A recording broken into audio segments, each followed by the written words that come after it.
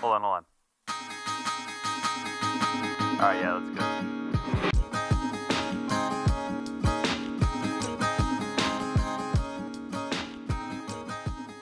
Guys, episode 1 of Night City Wire was tonight. There's some really awesome things that they showed, so let's start right with the trailer. Bam, opens right up. You're seeing some awesome cityscapes. These people are beating down this guy in an alley. There's whores, there's cops beating you down, there's gang whores. Dex said you want to plan to rob Arasaka. You're beating up these guys who just kind of want to play basketball with it. You're boxing, you're doing holdups, you're jumping from buildings. Then you're just kind of like, wow. That was like a whole movie trailer. And then this lady just goes... So the trailer contains footage from the game's prologue only. What? This was just the prologue? Are you kidding me? Christ, man.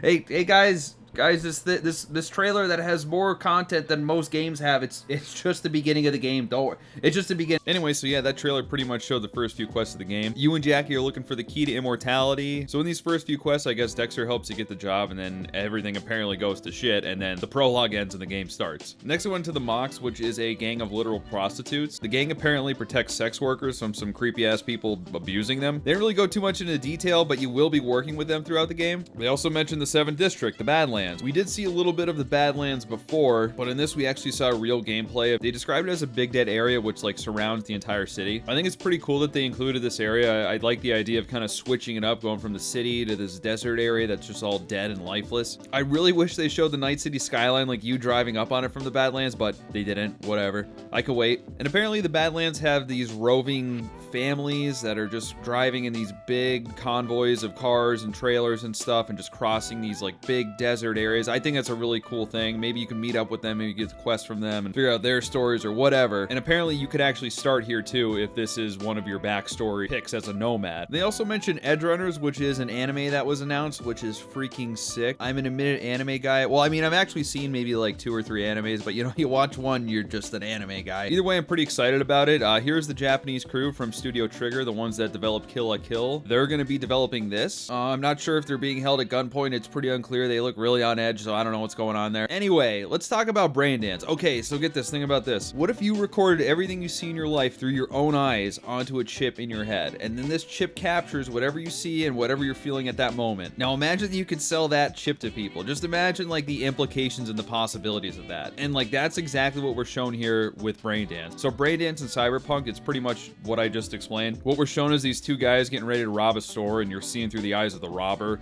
The plan is for him to go in, rob the store, and escape while recording onto this Braindance chip. So they're gonna take the chip and then sell it to these sick bastards who are gonna get off on the adrenaline and fear that this guy is feeling while he's robbing the store. So apparently in the game you're watching this unfold and you're experiencing this Braindance for the first time, and like you kind of snap out of it and then you explain all the emotions and like how it was just crazy and how it was too much. But you access this Braindance through this kind of like headset thing you put on. Moving more into the mechanics of this, you could actually play back, pause, rewind, fast forward, and you could zoom in and out and look at the surrounding location that the person is in at the time. And this is explained in world. It's because the BD chip can pick up the user's like peripherals, and then the system renders the surroundings. Pretty cool. I think it's a really cool idea. Now, gameplay wise, I imagine this is going to be very much like The Witcher, where you like search for clues and like during hunts and quests and stuff like that. They talk about he could interact with like different audio sources and scan people and items. I mean, there's just like a lot of stuff that I could see being done with this. It's really just adding more into like that detective work aspect of the game. I really like the whole clue finding thing and exploration element that they're going for with this.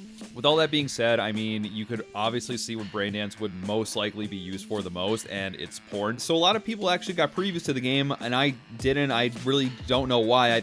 CD Projekt Red, like, please help me understand this. I don't get it. Why is it in the mail? Is it coming? I'm waiting. Are you waiting till episode 2 or something? But from what I've seen, here's a summary of what the previewer said. They said gunplay is great. You could customize and paint your gun, you know, for all you COD fans out there. Hacking apparently isn't that much fun, but apparently it's because higher level things are locked, and I think they only got like a 5-hour gameplay, so they weren't able to play that much. Driving is nice, has a weighty feel to it, and cars handle differently from each other, so I thought that was pretty cool. Apparently the atmosphere of Night City is amazing, and a lot of cool NPC interactions and different quest lines, and apparently questing is exactly as it's described, in the way that every little choice you make, everything that you do, you could totally flip the course of where a quest is going, and I think that's really neat. I think everything. It's just like The Witcher, and that's perfect. More of a good thing is not a bad thing. Apparently, melee combat feels like kind of stiff. Again, this is just a summary of what I've heard. Finally, again, the best part, which I thought was pretty cool, is Pavel pulled out his notebook of all of the stories that he's been writing since the beginning of designing this game, and